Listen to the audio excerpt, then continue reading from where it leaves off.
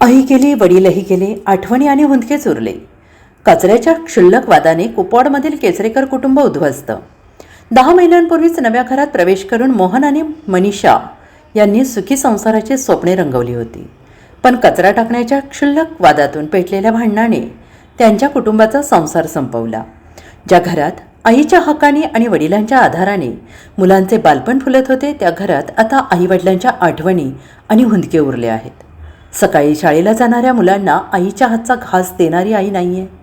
अडचणीच्या वेळी पाठीशी उभे राहणारे वडीलही नाही आहेत.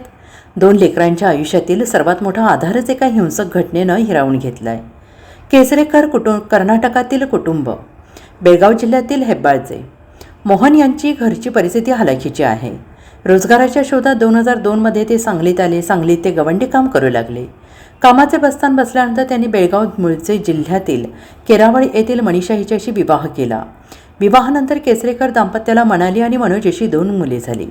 2025मध्ये मोहन यांनी कुपवाड शहरातील पाण्याच्या श्यामनगर टाकीसमोरील विघ्नहर्ता कॉलनीमध्ये घर बांधून राहायला सुरुवात केली. कॉलनीमधील सर्व नागरिकांशी केसरेकर कुटुंबाचे सलोख्याचे संबंध होते.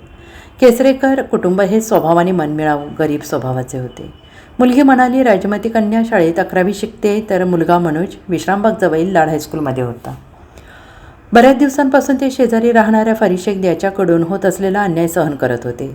4 दिवसांपूर्वी कचरा टाकण्याच्या कारणावरून शेजारी राहणाऱ्या फरीद याच्यासोबत वाद झाला. शेख यांनी मोहन केसरेकर यांच्यावर हातोड्याने वार केले, तर आई मनीषा यांच्यावर चाकूने वार केले.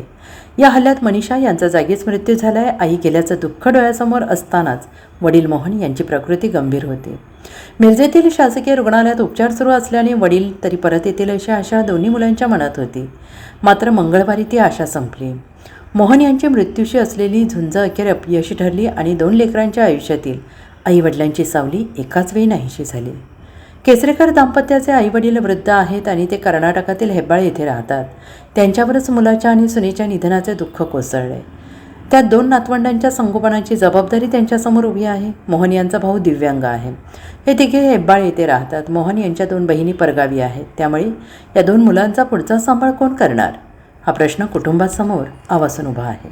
Bureau report, SBN Marathi.